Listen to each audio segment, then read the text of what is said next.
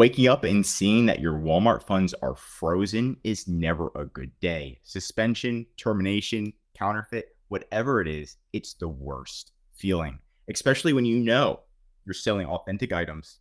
How did this happen? Right? I'm going to tell you how it happened because Walmart lets anybody report you. Anybody. Anybody can go ahead and report you. A buyer, someone that's online, it doesn't matter. That's just Walmart being Walmart, okay? And it just takes one person, right? When Amazon, it usually is a little bit harder to actually submit a full report, right?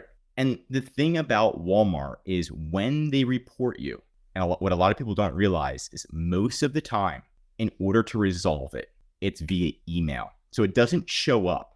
Yes, your listing gets taken down, but sometimes they don't take your listing down. They email you first, and it's in spam. So what you need to do is triple check your email every single day when you're selling on Walmart. It just takes one email. And the faster you get back to Walmart, then they're going to believe you. The slower it takes, the less likely they are to believe you. And, we've been through this plenty of times. And we can see, here's an example. And counterfeit claim received, action needed. And it says one product is at question. We take these claims seriously to complete our investigation. And then they'll ask you some questions. It depends. Sometimes it's more specific. Sometimes it's generic. This one's pretty generic. Are all your items in hand? Are you an authorized reseller? Are your suppliers authorized distributors? Where are your suppliers? Like basic questions, right? And then they're asking for documentation from a manufacturer, invoices, receipts from the supplier. The invoice date should be within the last 6 months to a year. And then please reply within 72 business hours. And then you may get suspended or terminated if not. So these are very serious. And a lot of people aren't reviewing their emails. They're like taking a break and they're looking at their Walmart account and they don't realize that their only the admin email is getting this. Here's an example reply, right?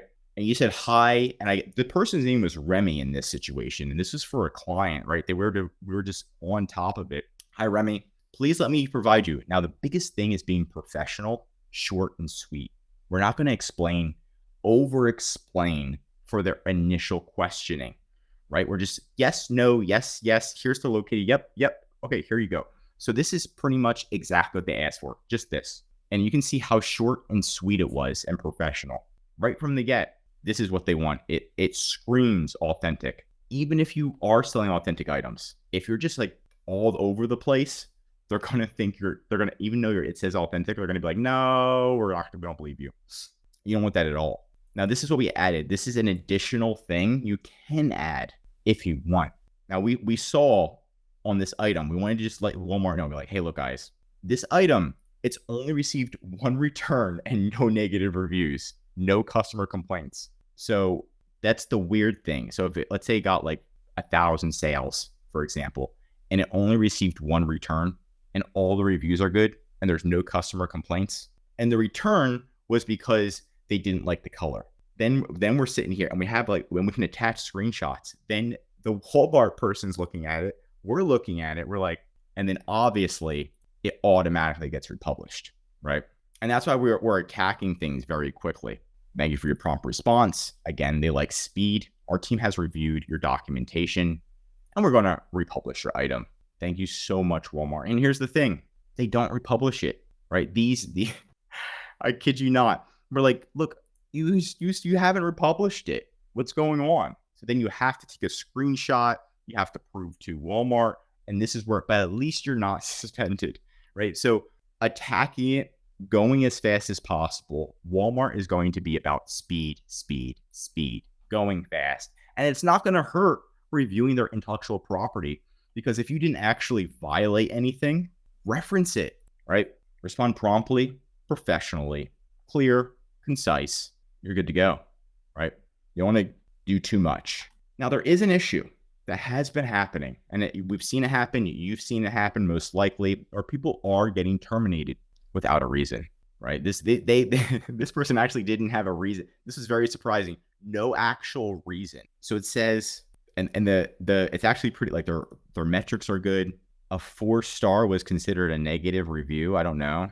Anyway, very, very sad that they got terminated and there wasn't an actual reason. And what we've seen is that, let's say you're selling Nike shoes, they're authentic. Well, Nike might call Walmart, and this actually does happen. Once you get big and you start making sales, you said, hey, this is Nike, and this is Walmart. This is Walmart's legal team. This is Nike. Yeah, there's somebody selling Nike shoes on the website. Oh, yo, they shouldn't be doing that. Like, we don't allow that. And even though you're allowed to sell Nike shoes on Walmart's website, Nike can call and say, look, just shut them down. And then most likely Walmart will just be like, okay. And they'll find a reason to shut you down. You'll get terminated. And you're like, you're like, oh my gosh. And this happened a lot. And you'll see this person got terminated for a lien hold, right? What's a lien hold? I don't even know. How do you get a lien hold on your business? And they said that there is no lien hold. They triple checked. They called, they did a full check. There is no lien hold. So they made it up. Walmart made it up. So what they're going to do is try to find something, right? Because they don't want to upset Nike. They don't want to upset these big brands. So they're going to try to find something that you did wrong. And they messed up here. This was a big mess up. And like, what did you do? I don't know. This is pretty insane. They're kind of like going through. And they said, Walmart just reached out to us. And they said they gave them the wrong reason. It's actually not a lien hold. It's something else. Inviting other sellers to improperly coordinate on pricing. That's hilarious, right? And the reason why Walmart does this is because they know it's in their policies. Terminated selling privileges cannot be appealed, right? You can't appeal it. You can't. Now, I have seen some people get reinstated for having terminated accounts, but that's only if you have somebody on the inside. And I'm not talking about a seller rep. I'm talking about like, you got to have a friend inside, like an actual person who is willing to lose their job. Then you could potentially, but if it's in regard to a legal team, it's going to be very difficult because they know that if Walmart gets sued, it's going to be a very bad day. So then you can look through the seller agreement. You say, okay, what are my options, right? I don't have anybody internally that works at Walmart that's willing to lose their job for me. What can I do? Look through the seller policies. We know at Amazon, you do arbitration. And arbitration is around, it's like $6,000 to start. Walmart doesn't do arbitration. There's no arbitration. There isn't. I read the policy. We read it, and there's no arbitration. You have to sue them in Arkansas. You have to file a lawsuit in Arkansas. They know all the judges, right? They're Walmart. It's going to be difficult. I don't know if there's going to be a public trial. It's a potential public trial. I'll have to look into it more. We haven't tried this.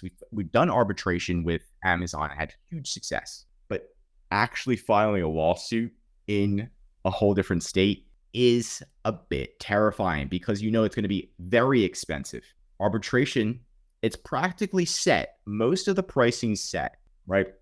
But if you have all the documentation, you've got everything there, Walmart was pretty much technically violating the law. Talk to an attorney and stay on top of it. But what you can do now is just, no matter what, even if you're selling, let's say it is a fake, right? You got to respond, and be like, oh my gosh, I'm so sorry. I can't believe this happened. I deleted the listing. I did that. Something, right? You have to respond because no response is very bad, right? And we did go through it and we saw this actually happened to me a couple months ago, but I was able to get reinstated after 2 attempts. Okay. It took a few, and he said, I went the legal route. So he hired an attorney. It took a few months, but it was worth it. A few months is more than 2. So let's say it took 5 months. I would say it would take 5 months and a minimum of $6,000 just to get reinstated, because what they're going to do is probably threaten to file a lawsuit, and they're not going to listen to you. You have to have an attorney. If you have an attorney, the attorneys will talk to the attorneys because then they know it's real, right? They might get a lawsuit. And if Walmart loses, they know they're going to look very bad. They don't want to look bad. If they look bad, all the sellers are going to get the power and be like, we're going to sue you too. So what happens is when you have all this evidence and you go to the attorney and it's going to cost like $6,000 because they're going to package it up, their legal team's going to be like, oh, and then reinstate you right away. And that's usually what it is. Now, if you do need help with this, it's really about gathering, taking your time, and taking all the steps to get to this point in order to succeed. And the best policy is mitigation. And that's going to be the responding immediately no matter what. Sometimes mitigation doesn't work, but it's an option. And if you need help, we specialize in Walmart and Amazon. We can help you. The links are right in the description to schedule a call or contact us. I'm Josh Hackett, CEO, signing out.